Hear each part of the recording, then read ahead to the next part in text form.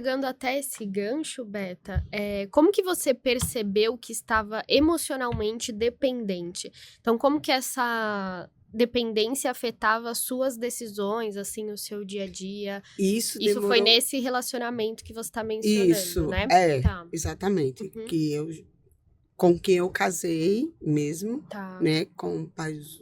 Ele, logo no começo, ele adotou a minha filha, Uhum. tanto que é o pai para ela, né? Até hoje.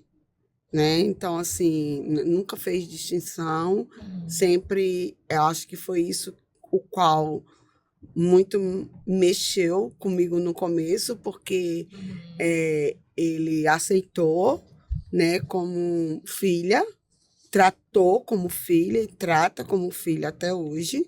Eles se tratam, né, como pai e filha até hoje, mesmo ela sabendo do pai biológico, mas é o pai que ela tem, é o pai dos dois meninos. Que foi quem fez o papel realmente paternal ali, né? Um foi o Isso, genitor e o outro fez o exatamente. papel mesmo. Mas isso demorou anos, né? Porque, assim, logo de começo, a gente estava vivendo um conto de fadas, né? Então, os filhos vieram aos poucos. Já tinha a primeira, né? Então, demorou ainda de uma para outra, são 5 anos. E aí, depois veio o Pedro, que é o último, e já foi 3 anos para frente. Isso só veio depois de 10 anos. A A dependência começou a surgir dependência depois de surge 10 anos de 10 anos. relacionamento. Exatamente. Né? Então, assim, quando a gente começou a digerir das nossas, eu acho que das nossas ideias, né? Quando eu comecei uma nova faculdade, comecei a fazer direito, e aí começaram os nossos problemas. Já tinha 10 anos de casado.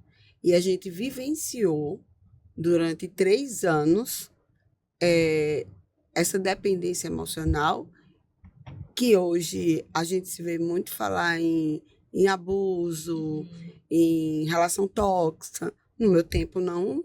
Não tinha. Não, você não tinha tanto conhecimento sobre isso. Né? Nós já estamos separados há mais de 15 anos. Então, a gente não ouvia falar. E também, assim, sobre mãe, filha, diferente, que acho que as mães antigamente não tinham essa abertura que a gente tem hoje.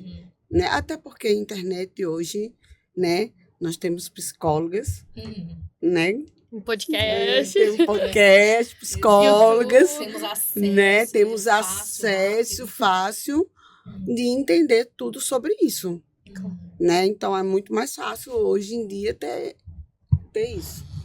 Então, assim, começaram, né, os ciúmes. Ele não sentia ciúmes. E depois de 10 anos ele começou a sentir ciúmes. E foi aí onde começaram os problemas. Né? Por que esses ciúmes tão doentio? Né? E o que fazia assim, você sentir que eram ciúmes que passava, né, da conta? Porque a gente tem muito aquela ideia de que todo ciúmes ele é ruim, mas os ciúmes têm um quê de normalidade, que é a gente gosta de alguém, a gente ama alguém, a gente tem medo de perder aquela pessoa. Então, tem os ciúmes que é natural, até porque a gente é condicionado aí, né, pela nossa tradição a ter uma ideia de posse, ou seja, o outro é meu, né? A gente fala meu marido, minha esposa, meu filho, então tem essa condição de posse. E aí, como que você percebeu que estava saindo fora dessa normalidade de ciúmes e que não era mais uma coisa natural, só um medo de perder, que tinha uma coisa a mais ali de repente, mais tóxica, mais abusiva? Quando começaram as agressões físicas. E aí, quando começaram as agressões físicas, né?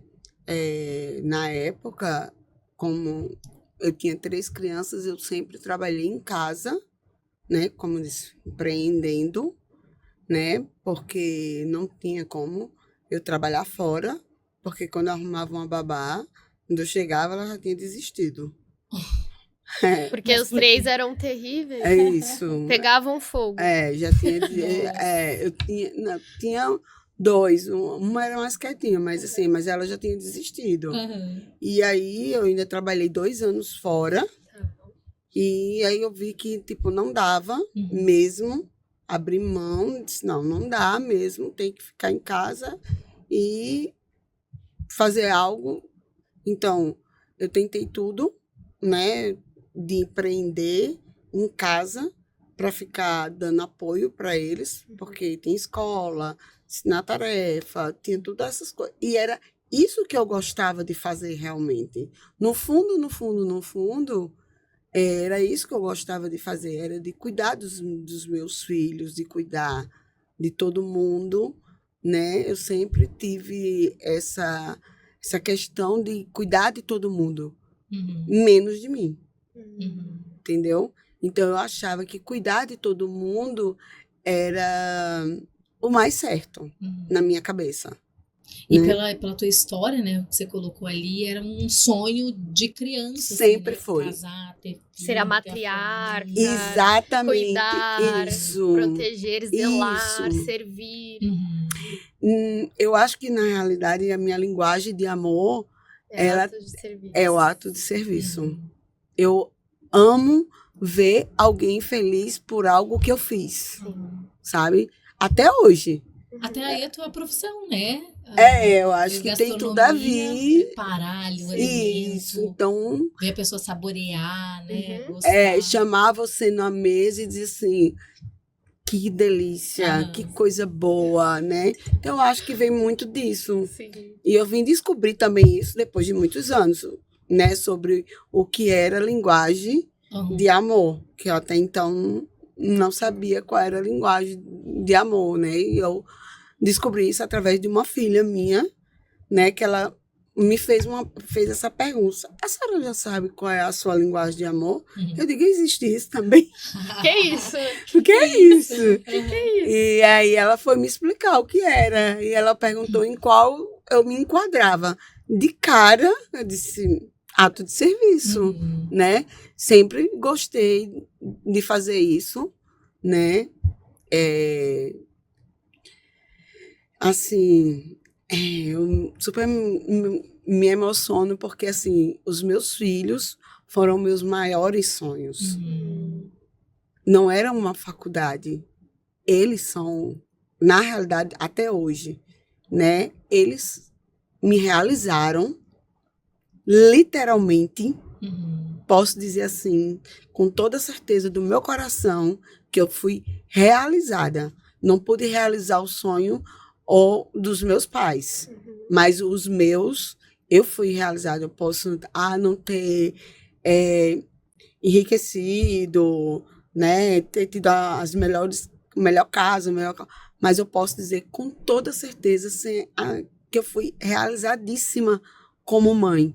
Mesmo com a minha filha, que foi solo, né? Lógico que é um processo que você vai entendendo, né? Ali, você é jovem e você vai, aos poucos, vai entendendo o quanto você é necessário para isso. Roberto, né? eu entendo bastante, assim, consigo entender um pouco o teu lado, porque eu também sou 100% atos de serviço, né? Daí se eu fizer um bolo pra você, e você falar assim, ai, que bolo gostoso, tá maravilhoso, pronto, ganhei minha semana. Agora, se você fala assim, nossa, você tá feia, fala qualquer coisa assim, eu não tô nem aí. Agora, se você fala assim, nossa, sua comida tá ruim, acabou pra mim ali, aí eu vou ficar mal, né? Aí E, pega, né? E eu acho que a maternidade tem muito do atos de serviço, né? A maternidade tem isso do servir, estar disposta. Eu acho que a todo momento, né? Se não era a tua linguagem ali inicial, ela vai ter se que, tornar. de alguma forma, se tornar, né?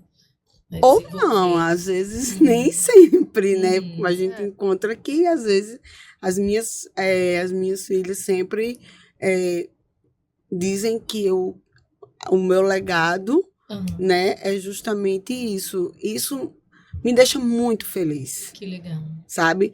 Por tudo que eu passei, mesmo com os meus relacionamentos abusivos, né, que eu poderia ter trazido para para mim, Uhum. em relação a quando me separei, né, fiquei com os filhos, poderia ter frustrado sobre isso, mas não. Eu sempre quis dar o melhor para eles de mim, Uhum. né? Independente do que aconteceu Sim. com os relacionamentos, Uhum. né? E descobrir isso, eu acho que levou um tempo. Uhum. É como eu tô dizendo, eu não tinha noção Sim. do que era dependência emocional, Sim. né? Então, só que chegou um momento Uhum. em que não dava mais, porque meus filhos não podiam mais ver aquilo. Sim.